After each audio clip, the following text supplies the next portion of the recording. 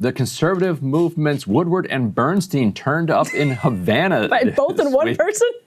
Both of them. 2 in 1, all right. It takes 2 to match the wits. One, Nick Shirley. Nick Shirley, however, running into a few problems in Havana. Here he is from a sanctioned Havana hotel. I think through sheer ignorance, Nick Shirley is confronting the absurdity of American sanctions by staying in a hotel he is definitely not allowed to be staying in. So critical support to Comrade Shirley here, who is facing difficult circumstances. Let's roll this video that Nick Shirley actually produced. This is not AI or made up or anything. Let's roll some Nick Shirley. All right, depending when this comes out, or if it does, we are currently being tailed by Cuban intelligence here in Havana, Cuba. I came here, I've been wanting to make a video for so long about life in communism and showing people what communism is like in a place like Cuba, for instance. I go out at the airport, they seize all of my cameras, they seize both my GoPros, my Meta glasses. These are not my Meta glasses. All my microphones. However, the only thing they don't take is my iPhone camera. That's what I'm filming this on right now. They don't take my iPhone camera, and somehow they didn't get this microphone that was in the very, very bottom of my backpack. We're filming this video, and when we're next to the hospital, we see undercover cop roll up on us, and my security guards that are with me, they detected him, and then all of a sudden there's another one. So we hopped back in another taxi, we left the scene, and we thought we were good. They didn't tell us, and we left. But since we left the airport, we had been getting tailed, or the word had gotten out that there was a journalist inside of Cuba. There's only 2 flights that come in here every single day. So it wasn't hard to spot out who the journalist was. And we have Cuban intelligence down in the lobby of the hotel right now, working to essentially try to round us up and potentially imprison us or make it so we cannot leave Cuba. So the interesting thing about that video, one of them at least, when I went over there recently, there was this massive hullabaloo about the fact that we stayed in a quote-unquote 5-star hotel. When you have a giant group of Americans who are traveling to Cuba, there are only a couple of hotels that you're allowed to stay in. You can stay in their version of kind of Airbnbs, but spreading 700 people out around those would be rather logistically difficult. So among the hotels that you're allowed to stay in, there's only a couple, because they can't have connections to the Cuban government. He's staying in one that is fully 100% sanctioned. I don't think he's deliberately violating American sanctions and supporting the communist Cuban. The argument is by staying there, he's supporting the tyrannical communist government, and so therefore he shouldn't be staying there, and it's a crime. What's the statute of limitations? Would it be funny if President Plattner rolls in and goes after Nick Shirley and lifts sanctions on Cuba, but also prosecutes Shirley for violating them while they were still in place? So good for Shirley for showing the absurdity of these American sanctions. Now, so he's there doing some reporting.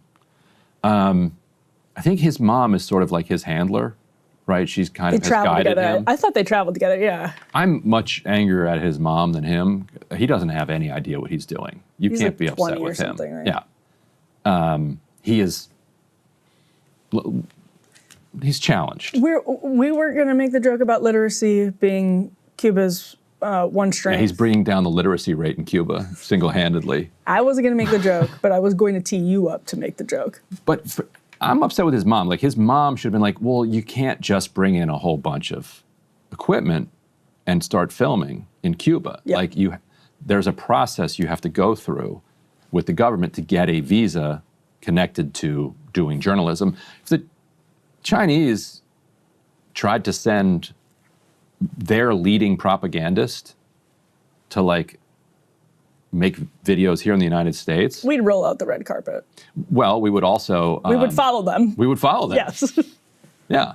And there are ways, you can't just come in on you're not supposed to just come in on a tourist visa and do it. There are processes, forms you're supposed to fill out. Right. Now, obviously Cuba has stacks and stacks of forms. That's what they are. Well, and nobody except for like maybe, I mean, you can correct me if I'm wrong, but maybe people who are sort of still avowed Marxists, nobody really tries to claim that the Cuban government isn't repressive and is not going to follow foreign journalists, and that the process. Everyone would agree they're repressive. The question is, like, some would argue maybe it's good. Yeah, exactly. Yeah, that's a good point.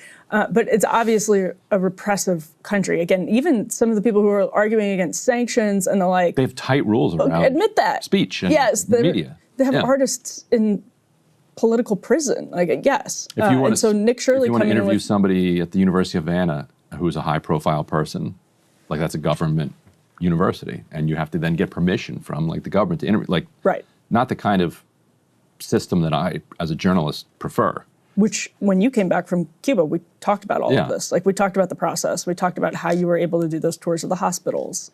But it's also not a mystery, like, what Cuba is, apparently, to anybody other than Nick Shirley. So I hope the Cuban government takes mercy on poor Nick Shirley. Truly. He knows not what he does. So Marco Rubio gave a briefing yesterday, and I think it's worth rolling this. This is going to be D4. Marco Rubio did the White House briefing yesterday, and both Rubio and Trump continue to talk about what could be coming imminently for Cuba. Trump obviously infamously said that he may have the privilege of taking Cuba very soon. Here is Secretary of State Rubio at the White House yesterday. There's no oil blockade on Cuba per se. Here's what's happening with Cuba, okay? Cuba used to get free oil from Venezuela. Used to give them a bunch of free oil. They would take like 60% of that oil and resell it for cash. It wouldn't even go to benefit the people. So the only blockade that's happened is the Cubans have decided, the Venezuelans have decided, we're not giving you free oil anymore.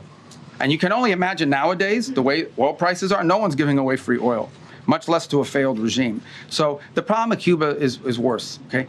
Their economic model doesn't work. Doesn't work. And the people who are in charge can't fix it. And the reason that I can't fix it is not just because they're communists, that's bad enough, but they're incompetent communists. Okay, so he also, Southcom's Twitter, I can't believe that's a thing I'm even saying, but Southcom's, I guess, X account posted a very calculated image of Secretary Rubio yesterday, D2, posing in front of a map of Cuba with General Francis Donovan. Quote, their discussions, according to Southcom, focused on U.S. efforts to counter threats that undermine security, stability, and democracy in our hemisphere. Absolutely no mistake that they are shaking hands in front of a giant map of Cuba, Ryan. Yeah, and he was asked about that in his press conference, and he said, yeah, that was to send a signal. Also, what he said in that clip is just a flat-out lie. Forget Venezuela. Mexico and every other country that wants to sell oil to Cuba, not give it away, sell it, is told that they're not allowed to do that by the United States. I don't know why he keeps telling this lie so confidently, but he does. Russia brought a tanker there, and Trump allowed it to go through. The fact that Trump had to say that he was allowing a Russian tanker to go to Cuba tells you that there is a blockade. If there was no blockade, Trump would have nothing to do with a transaction between Russia and Cuba. Meanwhile, a little bit of news that came out yesterday: Cuba finalized a massive reform of its immigration system, a huge loosening of it. Previously, they didn't allow dual citizenship for the most part.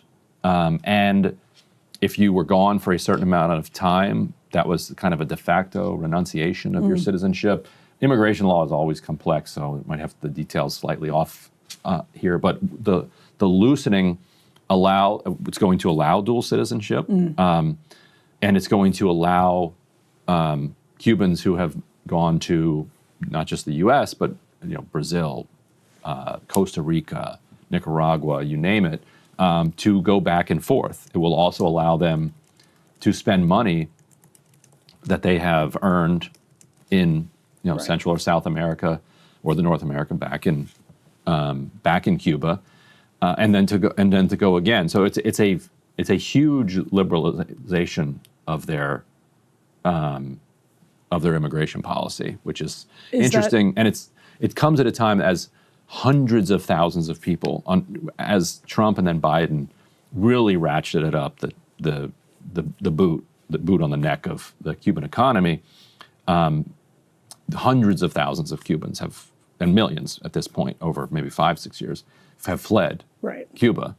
And so what this is saying is that if they want to come back, it's the way I read it. If they want to come back, they can do so, and they don't have to stay either. They can come back and visit and go back. So anyway, that's And bring, I guess, potentially bring stuff for people suffering. bring too. stuff and bring money. Yeah. Because It's a flight from Miami to Havana. It's easy. or from Costa Rica or wherever Right. else they are, because they're like Cubans are doing pretty well in other countries because Yes. they all got this. It's interesting, Haitians they all too. got this. But Cubans in particular, because they got this really good education in Cuba, and so they're able to then outperform other people in like Brazil or Colombia or Costa Rica or whatever. Now, when I was